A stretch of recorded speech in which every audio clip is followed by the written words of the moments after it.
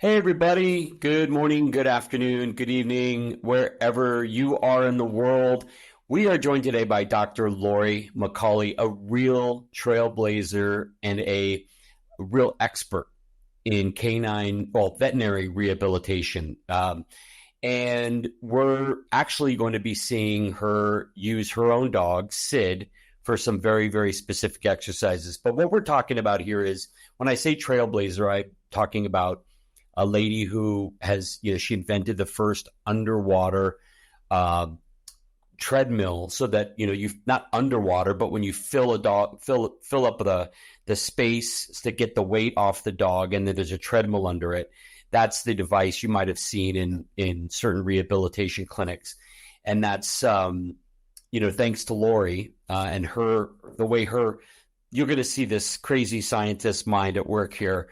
And she's dedicated her life to all the rehabilitation goodies, the acupuncture, chiropractic, laser, and has written a lot of the textbook sections on those specific modalities. So anyway, welcome, Dr. Laurie McCauley. Thank you for being with us today. Thank you for having me. It's great to be here, Rob. Did I miss anything? That's plenty. That's plenty. That's great. And you're from our neck of the woods, Colorado State.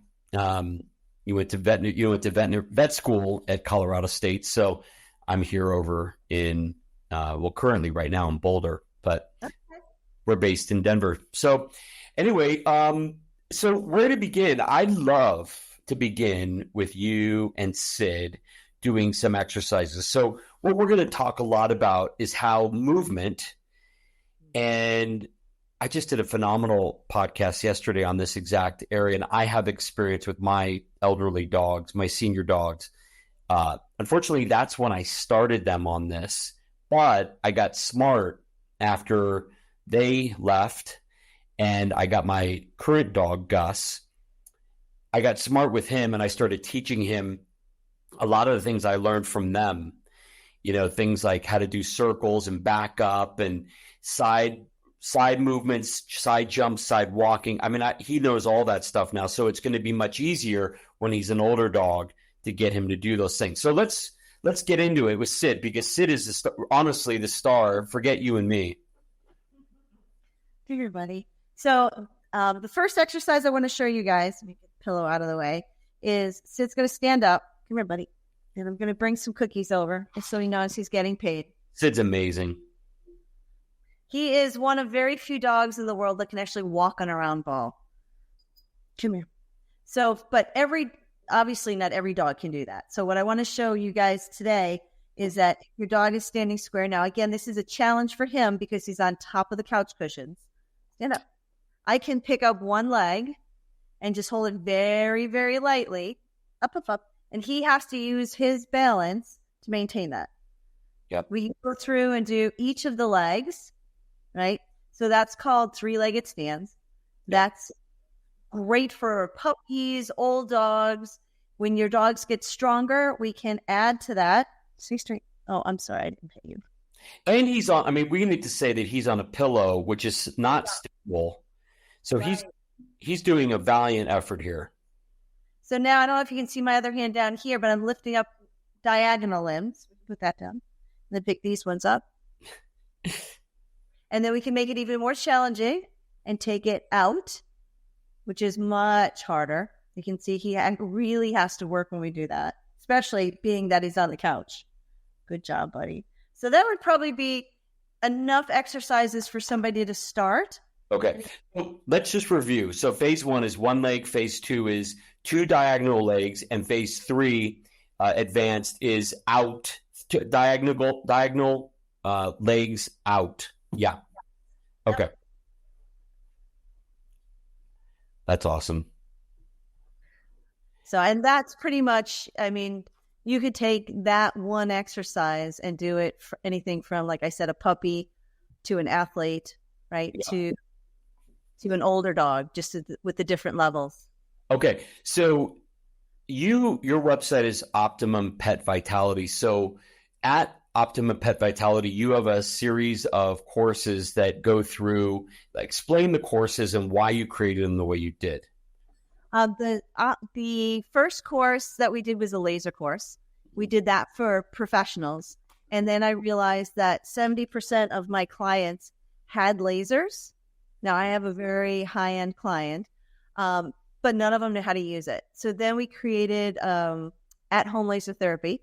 So we have that for pet parents. And then we have the exercise course that originally, Sid came to me. He's from a humane society. And I fell in love with him. And I looked at him and I said, you have straight knees. That's a cruciate risk. You have straight shoulders. The number one injury dogs get is shoulder injuries. So that's a risk. Is that right? Mm-hmm. Shoulder. Shoulder, yep. And then he has a long back. And I'm like, you are not going to have an iliopsoas injury. You're not going to have a back injury. So I put together an exercise program for him. And then I shared it with some of my friends. And they were like, oh my God, Laurie, this is amazing. You need to be like sharing this with everybody. Yeah. And so I took these exercises, put them together, and the professional level is the geriatric exercise course. And then the home simplified version for pet parents is core and more foundational exercises for your dog. And they're all exercises that anybody can do it's not just information, this is how you do it, but I'm a little bit anal retentive when I teach. So this is when you do it. This is when you don't do it. This is how the dog's going to cheat. This is how you're going to outthink the dog. This is all kinds of tips and tricks. This is your biomechanics, the dog's biomechanics. And oh my gosh, your dog does this, stop immediately and think about taking over to the vet. So that everything. And here's base level, challenge. So it can be anything literally from a 16-week-old puppy to an athlete to a geriatric dog. You said professional for the senior course, but regular people can take it and make use of it. Well, for pet parents, it would be core and more. That's the simplified pet parent version. Mm-hmm. Hey there, this is Rob Ryan. I just want to say how much we enjoy making this content for you here. And if you are enjoying it, would you like our video down below? And would you subscribe to our YouTube channel? It sure does help us get discovered by more people like you who need information like this. And also down below in our description, the top link is to our trial pack. We hope you'll order one for your dog so your dog can have fermented superfoods that give them nutrition like they can't find anywhere else. Hard to get nutrients that are easily absorbed. Thank you very much. Now back to the show. Are you allowed to, like, would I be allowed to purchase the course for seniors, or is it you have to be like a veterinarian or something? You probably could, but I would say for the average person, core and more would be better. Okay. I mean, it's a more technical. Okay. All right. And when you say you have a high-end audience, what do you mean? I put my clients into you're going to laugh, a crayon box. Yeah. Remember when you were a kid and you'd have your crayons? Mm-hmm. Right? Every color was important. Yeah. You had your neon clients, your neon colors, which were like your hot pink and your neon green, and right, those were the really special ones. And then you had your greens and blues, and then you have like grays and beiges, right? Right. So my clients are the ones that, like, they might feed raw food. They might come in and say, hey, my dog back, they know that their dog's back hurts rather than just the dog's lame. They might say, there's a trigger point in the triceps that I can't get out. Or they're really well educated on taking care of their dog. And very involved and very, very astute and aware. Yes. Yeah. Okay. I'm a dog. I can say, we need your dog to do this. And they can say, oh, I can train him. Either they clicker train or they just understand their dog really well. Yeah. I asked because we have those similar kind of customers that you can tell by the questions they ask immediately. And also the level of detail that they go into. And so, if somebody in your profession is, comes when somebody comes to you and says, well, my dog's walking funny, you said, well, what's funny about it? And most people don't really, I don't know, it just doesn't look right. but I think your customers are probably like, well, the way the head's, going down, and, or, I can tell there's a limp in the right front paw, or, whatever. And I might not know why that is, so I need your help, but I'm at least able to do that. Yeah, that's interesting. So yeah, the awareness of people for their pets. I mean, everyone loves their animals. Yes. It's why they have them. Mm-hmm. So, but then there's this like level of pet parenting that it just is disassociated from the animal and just wants to sub out all these things. That's the majority of people who go to vets offices. I just want to just inject them with something and make it go away. I don't want to deal with that anymore. There's lots of those folks. Yeah. And, no judgments, but, those aren't the people we're talking about, the fully aware. These folks are taking time, and they're educating themselves. Those are the best folks to have as customers. And especially when you have a really great product and you want to help the people who they get it. We call them the existing listening. These are the people, they already get it, and they don't need a ton of low level, education experience. We can get right to the solution. So how much of what you do now and believe, because of your background, is in the tools that are in most rehabilitation facilities that you can't do at home? So like the treadmills and the, all of that fun stuff. How much aid do you give those? So like I designed the first underwater treadmill, right? So there's so much of a ability to work with the dogs. We can take the dogs that are either paralyzed or weak, and because of buoyancy, it can hold them up and get them walking, right? We can take dogs that are paralyzed and do tail work and get them to take steps where on land they can't take steps. There's so much we can do with them with the underwater treadmill. It's a great, great tool. I'm certified in chiropractic, and truly, though I am certified in chiropractic, I've also taken courses in listening, sacral-occipital technique, osteopathy, myofascial work, SOT, just all kinds of things, right? So when my hands go on a dog, it's literally what technique is going to work for this spot in this dog. So it's not just, oh, here's a restriction, I'm going to put pressure in and fix it. There's a lot of other things that could be more gentle. Don't get me wrong. I have seen people take animals, whether it be dogs or horses or cats, and do true chiropractic manipulations, and the animal's like, oh my God, that was amazing. Sure. My hands, the gentler techniques work better and last longer. Yeah. I'm a huge believer, if God gave us one way to heal, we'd all be dead. We'd never find it. So he's given us thousands, and every healer has to figure out what works best in their hands. Yeah. Wow. That's interesting. So, well, in the case of the example you gave, like chiropractic adjustment on a dog, it could be other reasons that this dog needs that haven't risen to the level of, 10 in terms of 1 to 10 pain. But you've just relieved a neck, a 4 on a dog with neck, and they're just like, thank you. My big scientific process, I have a really, really complicated one. So try to stay with me here. It's just the kitchen sink theory. I like to just do as much as I possibly can. So I go, okay, well, I got a neck out of alignment. I'm not really sure chiropractic will work, but I'm going to do both chiropractic, acupuncture, maybe E-stim or acupuncture, and cold laser. Yeah. It just never works. And they're all additive. They're all amazing, Can I tell you a secret? Yeah. I just went through the beginning part of a fascia course, and I'm taking the advanced later on, but learning to use a tuning fork to get rid of trigger points is amazing. Wow. And it's so cool that I'm blessed to be one of the teachers. Do you know what VIN is? Veterinary Information Network. Like 1,000 vets in there. For the last 13 years, I've been one of the instructors for the pain management course. That's and awesome. I be okay that next year we're going to be including using the tuning fork to get rid of pain from muscle issues and fascial issues.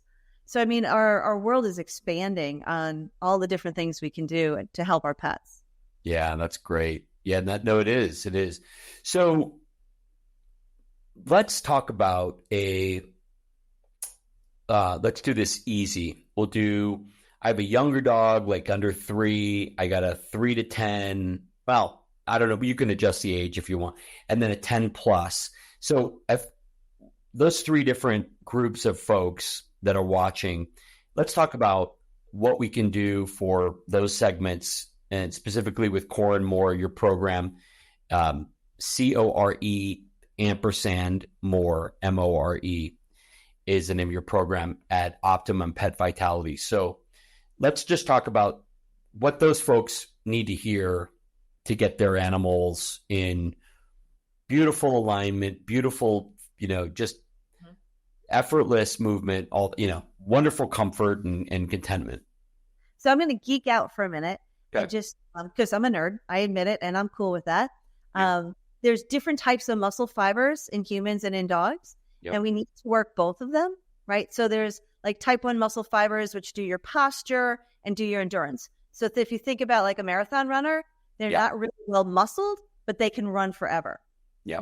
Right? Then there's your type 2 muscle fibers, and dogs have type 2 dog, type 2C, different kinds, but they're all things that do strength. So those muscles may fatigue quickly, but it's what gives them the ability to stand up and to run. Those are your shorter, thicker muscles. And what we know is that we actually need to work on both types, like cross training, to have the strongest dog, the healthiest dog.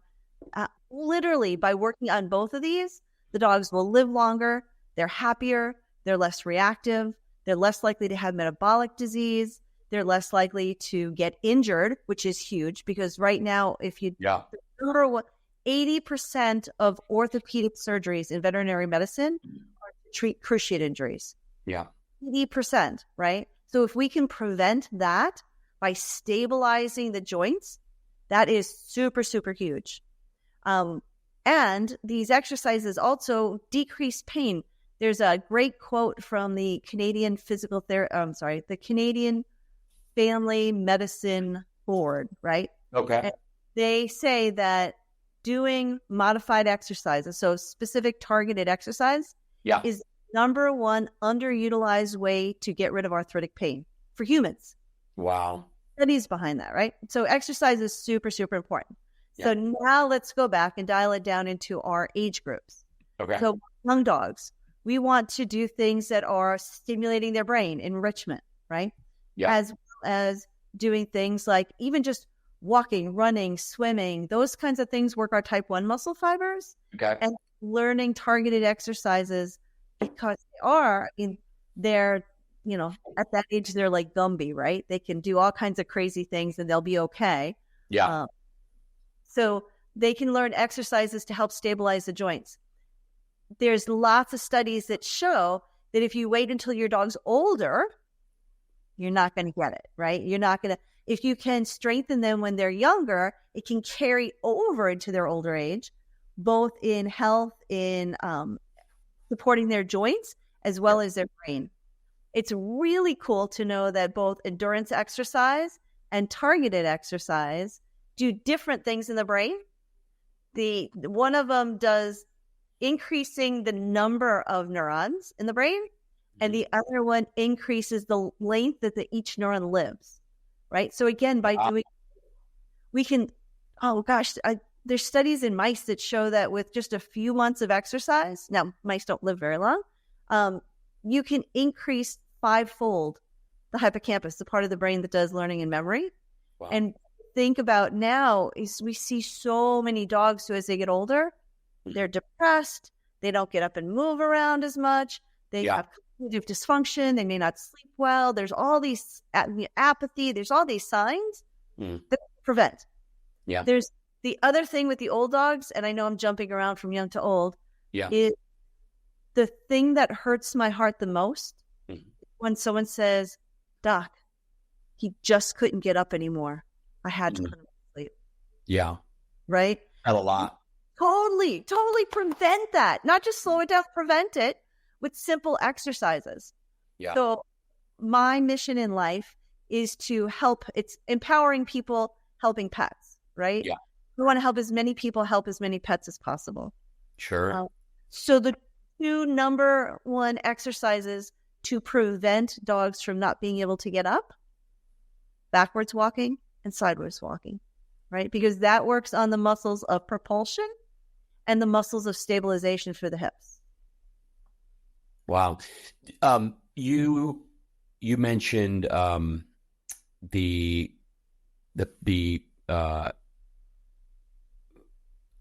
well, there's a couple things that are going through my head right now because I'm thinking about my own dogs that I had that were older.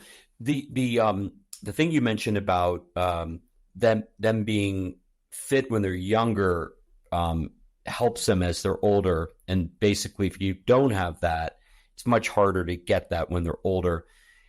Well, first of all, I can personally attest to that, but also you just have to look at in our human world.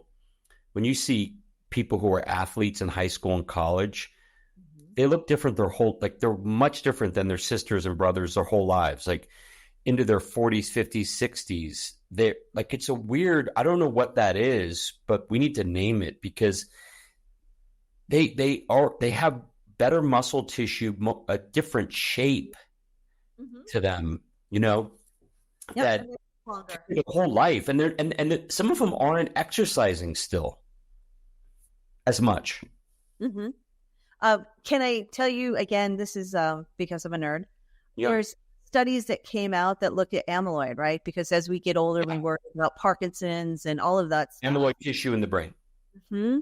Yeah. And I was just listening to a podcast that was Peter Attia, where they were talking about you actually need 3 different kinds of exercises. You need your endurance exercise, right? Yeah. Walking, swimming. You need an exercise that is, for humans, weight bearing, right? So lifting weights or like pumping iron, right? Resistance. And you need something that's stimulating the brain and proprioception. So like dance or karate or something like that. Yeah. Or yeah. Also, what's that thing called? It starts with a P, for like your legs. No, I don't know why I'm blanking on this. It's anyway, but it's leg movements, it's leg exercises, and in and out of the circles and all that sort of stuff. Plyometrics. Sorry. Yeah, but that's for the brain. And so what are you saying, that helps reduce any plaque in the brain? Yep. He was saying that, I know it's an animal show, but it's just fascinating to me, is that one night of sleep deprivation adds 5% plaque in your arteries of your brain. And so it's not just adding plaque, right? Because we all are going to lose some sleep, but it's clearing the plaque. And the exercise helps clear the plaque. Yeah. Yeah, that's great. Well, at the beginning of this, you used the word, I believe, cross-training. Yes. Yep. And everybody already knows that's what athletes are doing, and that's how your people are staying in the best shape of their lives, is getting a mixture. Everybody knows this. You need a mixture of nutrients. People might not want to hear it or do it, but they all know it. Like, you want to get in some sprints, long distance kind of, running, walking, swimming, as you said, and then resistance exercises. And you definitely need the same for your pet. And also, just like making it an activity that's bonding with your dog, I think there's no way you can quantify that, and nobody can, but it's pretty massive.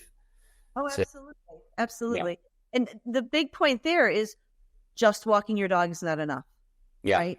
So, right. It's great walking, but that's 1/3 of what you need to do. The targeted exercises is important for the brain. It's important for the body. It's important for the joints. It's important for the whole animal. Yeah. Yeah. So this is fantastic. So, tell us about this ebook you have. I'm going to put the text on the screen. People can text and get this ebook. Tell me what it's about. So this is an ebook that I wrote called The Top 5 Exercises for Geriatric Dogs, but anybody can do these exercises. For preventative.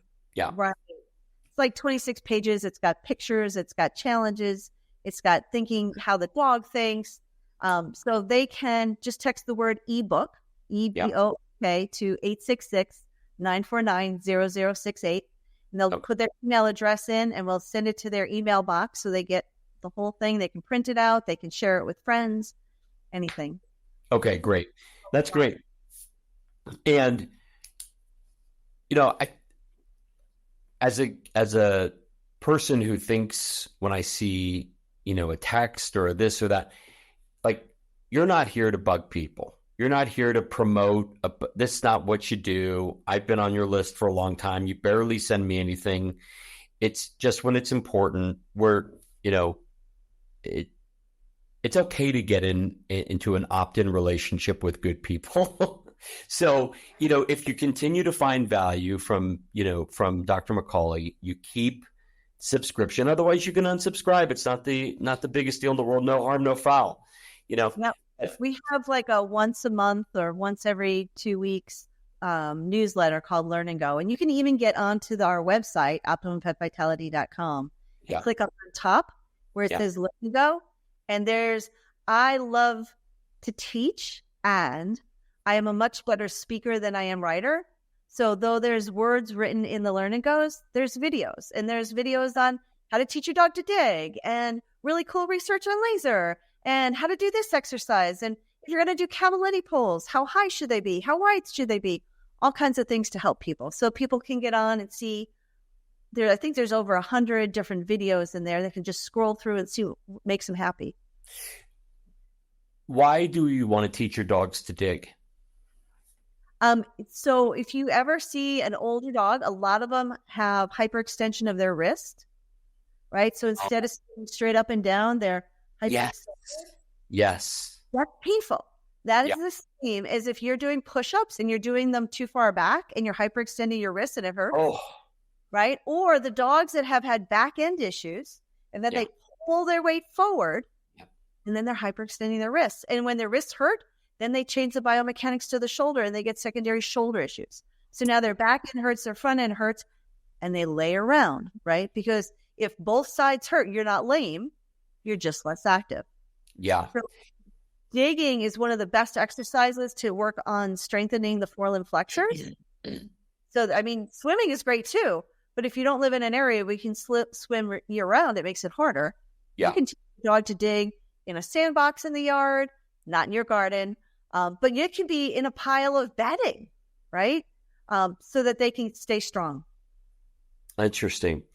That's, most people would think that digging is a really bad behavior. Of course, it's where they're digging, but that's resistance training. That's just an interesting, that's something I did not know is the hyperextension.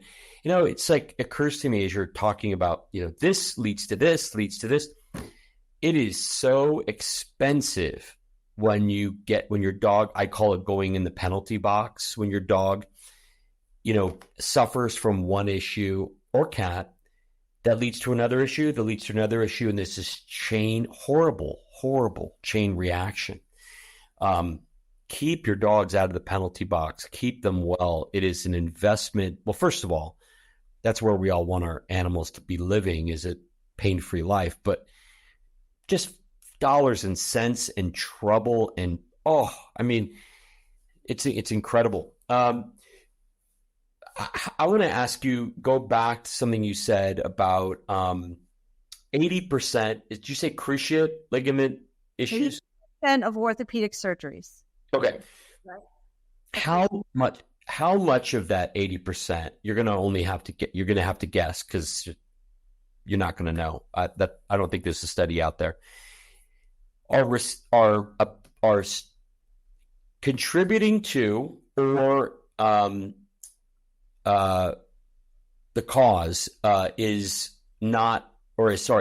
fixing your animal, meaning, and I know some people don't like this term fixing, but it's just slang, neutering and spaying, and the loss of hormones and the more brittle, all the connective tissue. How much do you think of that 80% is connected? I don't think there's a study that shows that. Of course not. But we do know that spayed and neuter dogs do have more cruciate injuries than non-spayed and neuter dogs. It's not, we can't say, let's back up. All right. I've been a vet since 1992, a very long time ago. When I got to school, we worked at a 6-doctor practice, and it was maybe one cruciate we saw a month. Now that same clinic sees several a week, right? So it's a huge change, and it's not, we're seeing it in multiple countries. So it's not just diet, though that diet and some of the toxins and things that may be in some of the food could be in it. We don't know. Yeah. It could be spayed and neutered. It's not breed related, right? Because we're seeing it in purebreds. We're seeing it in mixed breed dogs. It's not just sex related. It's not just males or females. So there's a lot of studies into trying to figure out why, but we don't have answers. Okay. Well, there's no doubt about it. It's not related to any one thing. That's for sure. But kind of makes sense that it would go up, because we have more spayed and neuter. We have more than ever junk food that's available to be purchased to quote feed your dog and cat, and and then we have more assaults on our body every day in the form of toxins and all that fun stuff. Well, and think about it again, with the exercise, it used to be dogs were outside and they were running around and, going from place to place. And now a lot of times they're just sitting in the house. They get, owners come home from work. They may go for a walk. They may just hang out in the house, go out potty, come back in. And that, again, I don't have an answer if that's a part of it yet. Yeah. We know that we can strengthen tendons. We know that that's a really good point. Physiologically, if we do exercise, we can see the physiologic change in muscles in 3 to 4 weeks, increase blood vessels, increase chemicals inside the cells that help them contract better, harder, longer. It takes 3 to 4 months of exercise to see strengthening of the tendons and ligaments, which we go, oh, well, that takes a long time. And that means, one, we can strengthen them. So we can help prevent that with exercise. That is a strong fact. And if we don't exercise, they atrophy, they get smaller. So more likely to be injured. My dog Gus, he's 7, and he's not been neutered. And he, when he sleeps, his wrists touch his, how do you say that? His palms basically touch around his wrist area. They just collapse, and I've never had a dog that's had that. They're all like more like this. They're real stiff. Does Sid do that? Every dog, every breed. This is a great thing for your people to know. Every dog, every breed, if their shoulders bent and their elbows should be able to touch. That's what he does. Because there's arthritis or something going on in the wrist.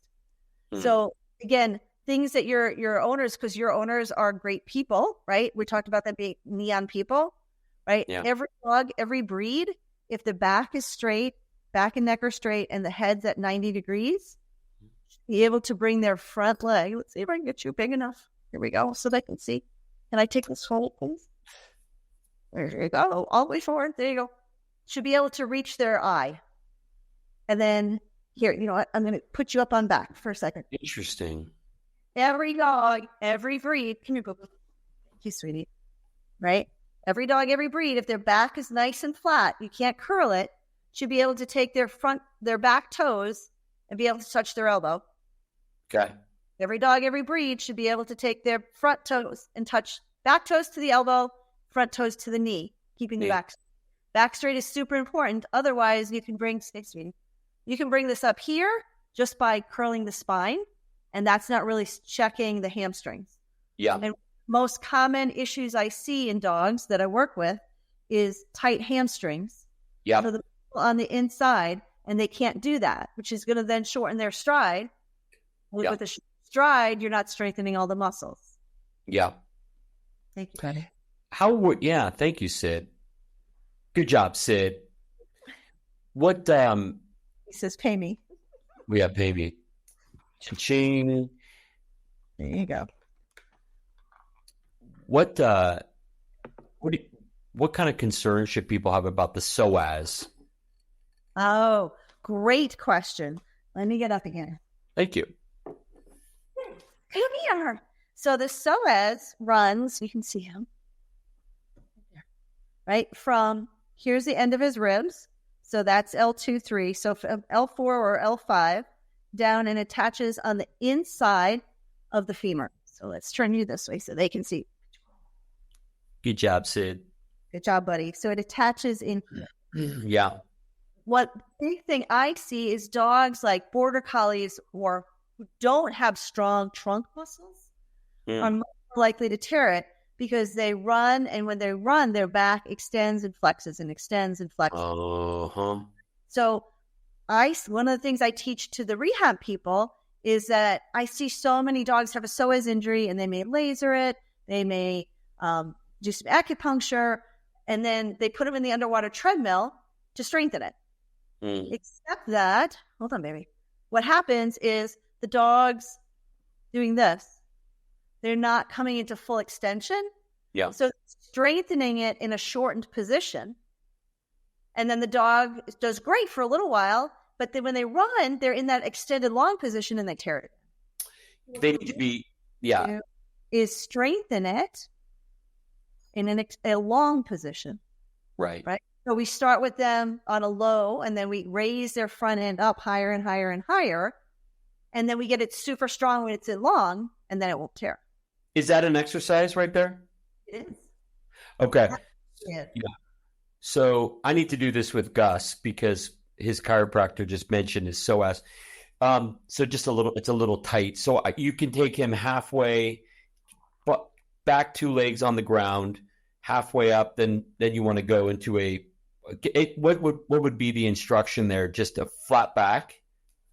Yep. You'll always want to keep the back flat, right? So for how big is Gus? What size dog? He's you mean like weight? Yeah. What kind of dog? Oh, he's a black lab. He is 49 to 50 pounds. So you could start with him with his back feet on the ground and his front feet on the couch. Yeah. And you feed him treats. Okay. And he can do that and hold it for 3 or 4 minutes. Put his feet on the arm of the couch. Yeah. Right. And then you build that up. And you'll see, you'll be like, all right, this is getting hard. Right. And if he's a bigger lab, you may even then progress it to front feet on the back of the couch from the back. Right. Each time. Then, all right. So let's just play for a minute and say he's an athlete. Right. Yeah. And yes. Okay. So when you say, okay, well, that's now easy. He can do that for 3 or 4 minutes. Now we say, let's take this pillow, right? Or a Bosu ball. Yeah. Put that under his back feet. So now he's working on balance, right? Then we can even add more challenge to it and say, you know what? We're going to change your center of gravity. So like in a human, you might be doing like this kind of thing, right? You could, right? For a dog, we call it a cookie dance. So you're taking the cookie and moving their head around. And in doing that, you're literally changing their center of gravity, and different muscles fire all around the back legs, all around the trunk. And that's with their 4 legs on the ground? That's with their back legs on the ground, front leg, or back legs on a Bosu or an unstable surface. Okay. Elevated. And then you're moving your body around, and that covers everything. Oh my gosh, sounds like it does. You see him? Well, what's that? What is he telling us? He's saying there's more food, and I want some. Oh my gosh. Sid, you're crazy. You're a character. Yeah, he's awesome. He is. All right, so oh my gosh. He's just promoting your cute sign in the background. That's what he's doing. He's trying. Sid. You're What are those treats? What do you give? That's just food.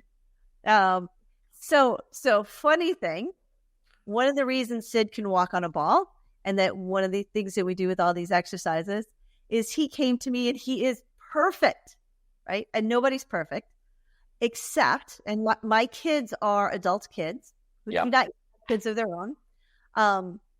But if he has food in a bowl and I touch him, he will growl. Something happened in his early life that, I mean, his eyes dilate. He will literally take his head out of the bowl and put it in my belly. And like, I'm so sorry, Mom, as he's going, oh my gosh. So that's not allowed in my house. Okay. So he works for every piece of food he gets, whether it be raw food, whether it be really good kibble. Excellent. Yep. And so he does things like, I'm going to sit up and bag and hold it for 3 minutes while Mom is sitting there. Let's try to get more food out of her. Pitch that SOAS. That's right. I mean, there you go. There's another one, right? Yeah. SOAS to help maintain the balance. Oh my gosh, that's awesome. All right, so that's very cool. All right, I want to go through.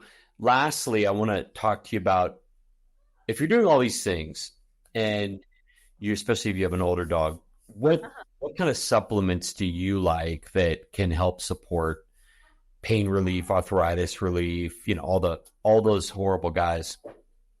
The biggest one is omega-3s, right? There's so many studies that show that omega-3s decrease inflammation, decrease pain associated with arthritis. So that's always for me. Okay. I always recommend achondroprotectants. A lot of my clients have dogs that are sporting dogs.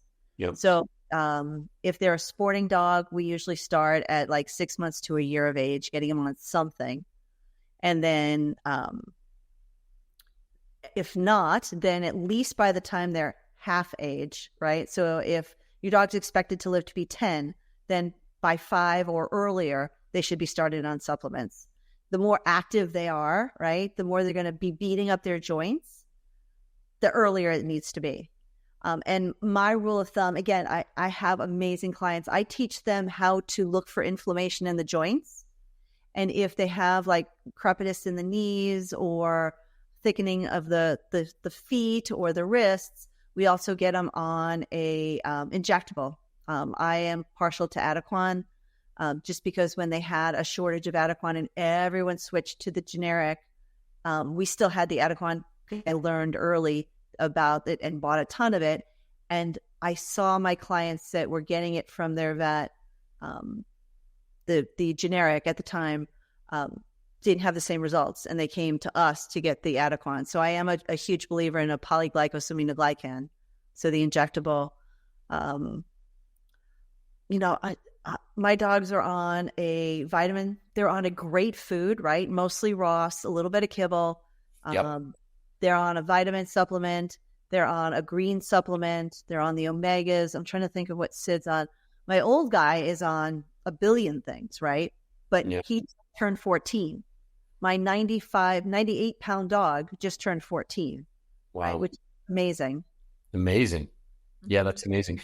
And then how much do you look at like whole food sources for, say, like a glucosamine chondroitin would be like a green lipid mussel or something? How do you think about those? Yeah, great question. So there's, when we look at in the past, there's people that say, glucosamine and chondroitin, they do nothing. And other people, glucosamine and chondroitin, they're amazing. Leilani Alvarez is someone who I greatly admire, looked at a meta-analysis, meaning a study that looks at many studies. And what she found was that the studies that looked at the isolated glucosamine and chondroitin did not have great effects. And the ones that had the pernamuscle, the whole animal, had much, much, much better effects. So my recommendation is always to use something that has the whole animal in it. And it makes sense, right? You need the coenzymes. You need all the other stuff that supports it, not just isolate. If you look at the USDA, not USDA, the FDA, they have tried so many times to approve drugs that are isolates of other things, right? Yeah. Just take out the most important thing Yeah. And they never work as well as the whole plant or the whole animal. That's what we believe too, Dr. McCauley, which is like whenever you can, and in most cases, the complexity of something in its whole form it's there for a reason. There's a synergy that works for that thing. Like, we've had, Dr. Steve Marson talk about like why broccoli within and of itself is perfect. And if you start to separate those things in a lab and then you multiply them, create a powder of it, it is not as ideal. And also I just think a body's is designed to recognize food, and it's, here comes this thing from a lab, and it's great, but I just prefer the whole food stuff. And even if it's made from whole food, but it's powdered or it's, somehow made in a laboratory, I'll still take that over something that is, just completely lab grown. Oh my gosh, he is so hungry right now. He is just the entertainment right now for me anyway. I got to stay on track with my questions. He's too good. He's too great. All right. So first and foremost, for people who want to begin moving with their pets, the way you'd recommend is go to Optimum Pet Vitality and click on Core and More. Yes. And we are offering a discount for all of your people. So okay. If they purchase the Core and More course, yeah, Gussies, Gussys, okay, they will get 10% off. Okay. So let's actually write that down. So I'll put this on the screen. Code Gussies. And let me just put that on the screen. So do I have this right here? Let's make sure I have this right. Is that right? Yeah, there you go. Yep. Okay, they get 10% off the course. 10% off the course. Great. Awesome. Well, that's great. All right. So I think this is, first of all, so much cheaper and easier and better to do it when they're younger. Yeah. Yeah. I trust me, folks, I did it when they were older. It's so much more difficult, and they are not loving it as much. My dog now, I've seen it now on the younger side, and it's fun, it's engaging, it's bonding. This is a great way to, honestly, I would prescribe, quote unquote, this as a bonding exercise or skill that you can do that will pay off all these health dividends. Even if you can't imagine, like most people aren't going to, like, they don't connect. I think most people aren't going to connect to like, well, why do I have to get my dog to walk backwards? Like, I get it. I get what I just heard, but I don't think that's going to be a problem. My dog looks muscular, but believe me, it will be if you don't use it. And like just in ourselves, our muscles, they go dormant. They just start to go night. So, use the science of that? Yeah. Literally. So if you think about a cell, inside the cell is the mitochondria, and the mitochondria makes the ATP, and that's like the gas for the cell. Yeah. When you exercise, you actually literally increase the number of mitochondria in the cell. And when you're less active, the body actually gets rid of those mitochondria. So literally by exercising, we're building up those mitochondria so we can continue to have energy, so they feel better, they're more active, right? The other thing I'll say is what happens when our dogs have arthritis, right? Let's go look at the older dogs. Then they're on pain meds. They're having to go to the vet. They're having to get x-rays, right? There's all these things. Yep. Veterinary medicine is getting more and more expensive. There's more and more corporations buying up clinics, right? It's going to go the way of human medicine. It just is. The run. So, specialists. Yep. If we can do things to prevent things now, right? You spend 5 minutes once or twice a day with your dog, Yeah. If you're like, I'm retired, I can do 20 minutes once or twice a day. Great. Yeah. But even something like, we're going to walk backwards before I put the bowl on the ground, right? Yeah. Things like that.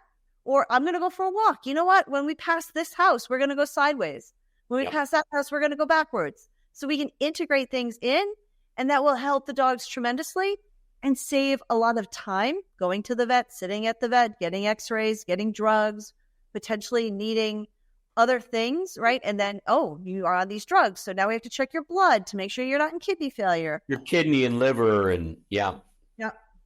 So a little bit of work now makes a huge difference later on. And the other thing that I heard you say was, create just simple, quick rituals around things in your life. Like, okay, we're going to get fed. And now we're going to do a couple leg raises. Boom, boom. Great. Now we'll feed you and reward you. Go past a certain house that's sideways. You see this hill, we're going to go do some hills and strengthen the back legs, the hamstrings, or whatever. So yeah, I mean, that's what I do. I attach them. I need to do a better job too, but I do a pretty decent job of, there's this thing, there's this hill, we're going to do some strengthening. There's, this area, we're going to do some side. And it's kind of a ritual, and the rituals are really easy to manage. Right. Well, and you can see what he's doing, right? Is he's saying, I want food, and the ritual of getting fed goes with exercise. Yeah. So I'll sit and I'll do these behaviors for you so that you'll realize that's what I want, right? That's his form of communication. Yep.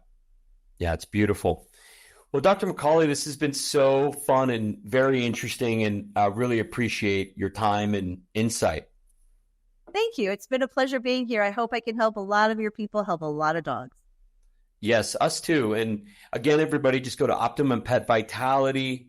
And if you want a free ebook, you can text ebook to 866-949-0068. Super amazing resources. And I look forward to hearing from people in this show on YouTube. Place your comments if you've ever, if you purchased this course, or you've had experience with exercises or problems and challenges with exercises. We want to hear those too. So comment below. Thanks everybody for watching. And once again, thanks Sid, you beautiful dog, you, and Dr. McCauley. Have a great day. And thanks for joining us. Thank you. Take care. Bye-bye. Take care, everybody.